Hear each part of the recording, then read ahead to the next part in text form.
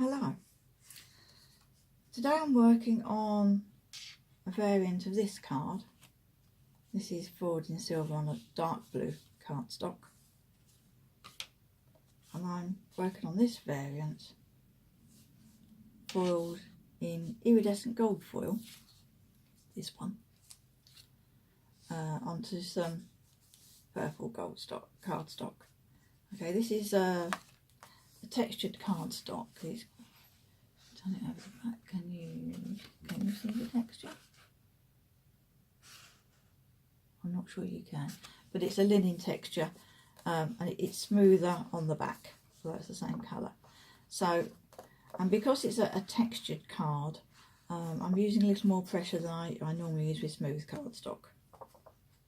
So I've already done this using the flourish frame cut foil and embossed die, and now I'm using the bracket frame set.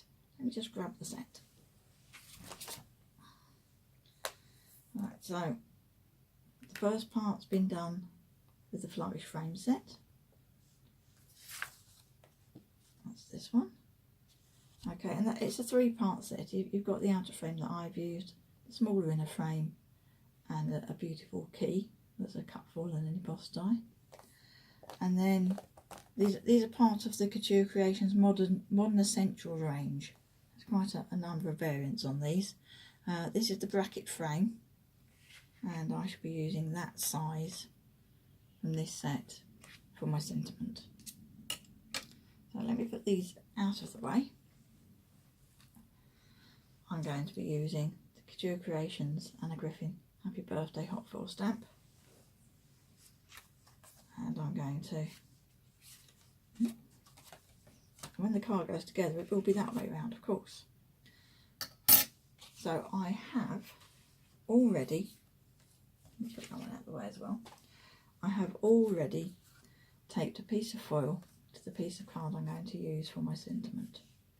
And the first thing I need to do is foil the words. So I've got my foil taped down, and the reason for that, because I need to make sure it stays in place so that when I'm ready I've got space to put the frame around the words. So I'm going to make sure my words are straight. I'm going to use a magnet. It's a sort of magnet you get for stamp platform. The technical term is they are a neodymium magnet, a very strong, thin, sort of coin-sized magnets. And I've wrapped this in some masking tape, just plain masking tape, so that I can easily grab hold of it and slide it and pull it apart from things, because they're very, very strong magnets. And also, because they're thin, they're difficult to grip. So I'm going to line up my sentiment where I will want it foiled, and then I'm going to put the magnet on the back so that holds it in place. And then my go press,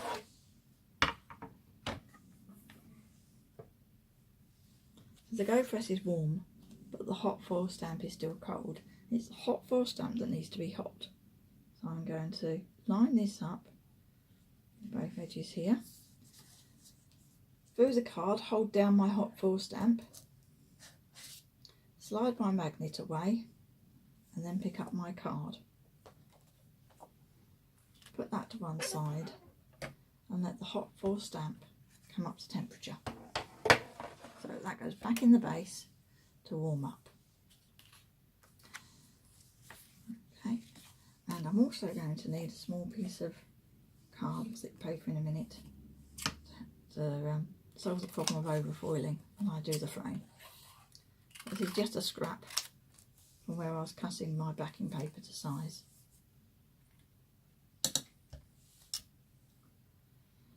So this shouldn't take long to come to temperature,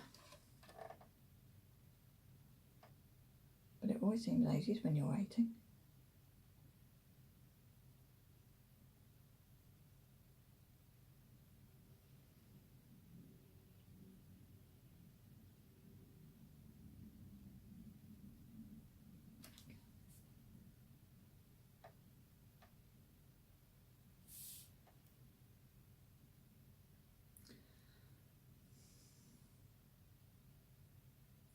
Shouldn't be long now.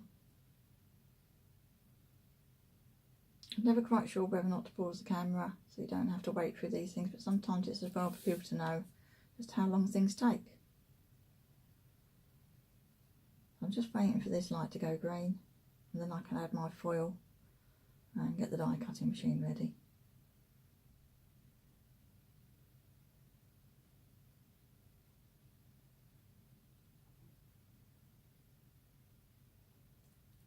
Let's have a look on the other card again while we're waiting. So what I'm doing is I'm doing the words part of this, and then afterwards I shall do the frame. Right? Now the light's gone green.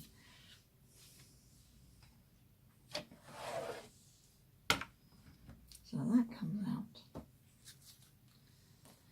This goes on.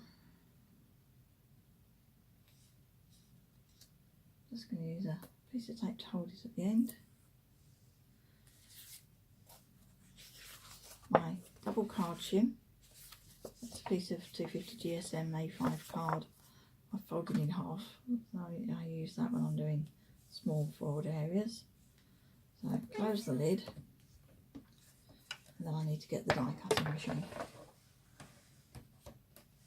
So bear with me. Okay, so I've got the die cutting machine. Go press light is green. And here we go.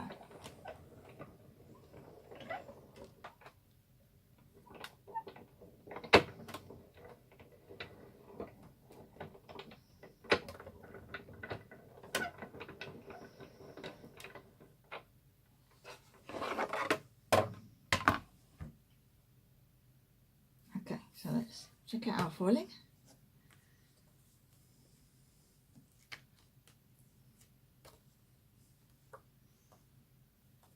Okay, so the next bit, for the next stage, I don't want this hot foil stamp. I'm going to take that off and leave it to cool. What I am going to need is my setup that I use for the cut foil and embossed dies. So I've got 2 pieces of 300 GSM card cut to fit on the hot plate, and then I've got a die cutting metal shim. It's not an overly thin one, it's probably about equivalent to a couple of sheets of card, but it's the sort of thing you'd use with mixed media dies or cutting fabric in your die cutting machine. Okay, so whatever thin metal shim you have, okay, you might need less card shims under it or more. Okay, so that goes on there and that will need to warm up.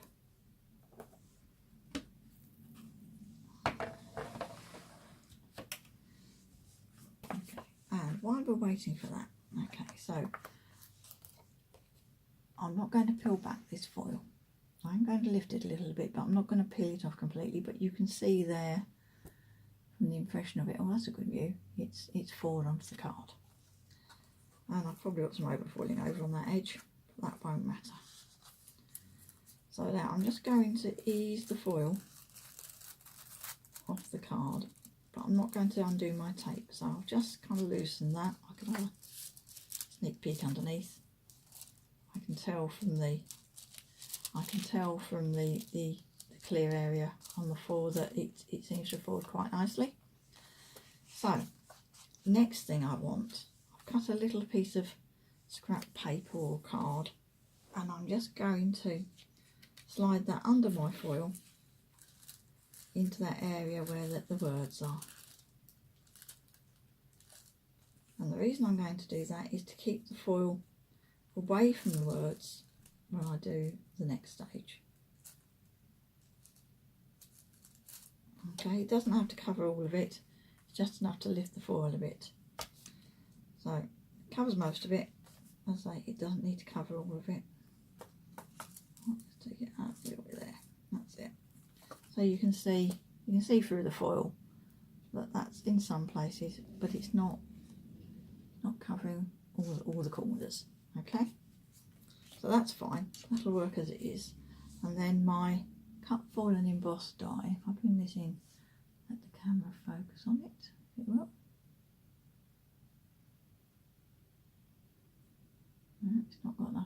the camera? Let's put this behind it. That's better.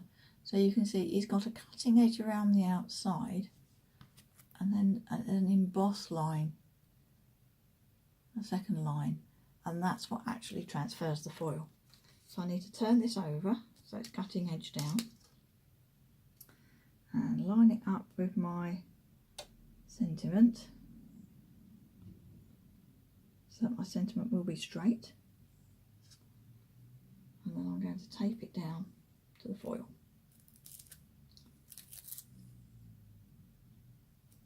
The foil is taped to the card, so that will be fine. Do it down this edge. I can tape it to the foil and the card. That's it. Okay, it just needs to stay in place while I turn it upside down on the go press. Okay, that's there. Make sure my mask that I've put under there is just going to be in the wrong place just there. I can just tell. I'm just going to move that down a little bit because I can press in and see where it is. So I just want to make sure I haven't got any corners that are going to cause interfere with my die. I'll just move it down a little bit further. That's it. Just check where the corners are. That's it. Okay. So this is nice and even now.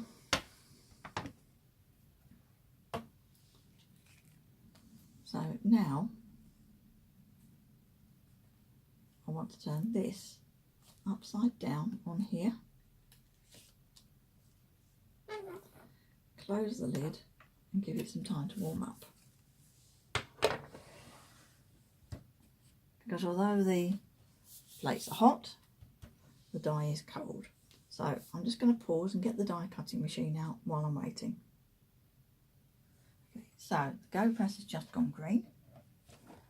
I slide it off the base into the die cutting machine.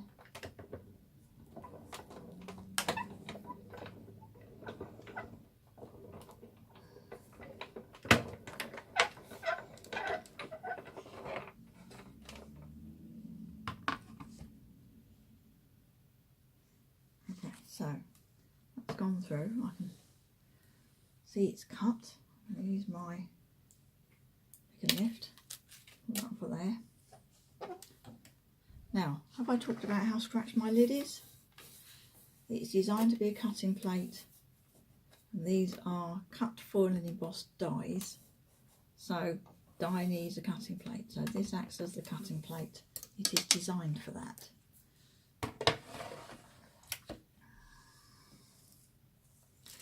There we are. This is just foiling out the die. Now, do make sure you separate your die from your waste card and foil when it's cool enough, because you don't want to be accidentally throwing your cut and foil dies away. There we are. That's cooled down already. And then here.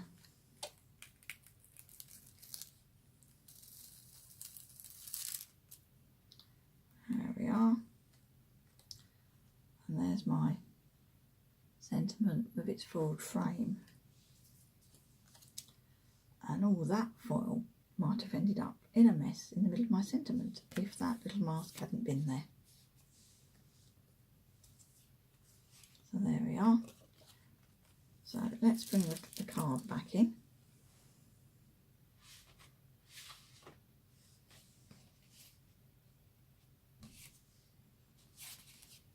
So I will be adding die cut flowers to this area here and adding my sentiment at the bottom, and that will be my card. Okay, so see the blog post for the finished article. So it's a variant on this one. So this one I've used a different hot foil stamp, and actually because it's symmetrical I could leave this one on the go press and just turn the card round. For this version I needed to actually turn the hot foil stamp around as well, so that took an extra step. But I hope you find that useful and inspiring. So thank you for watching.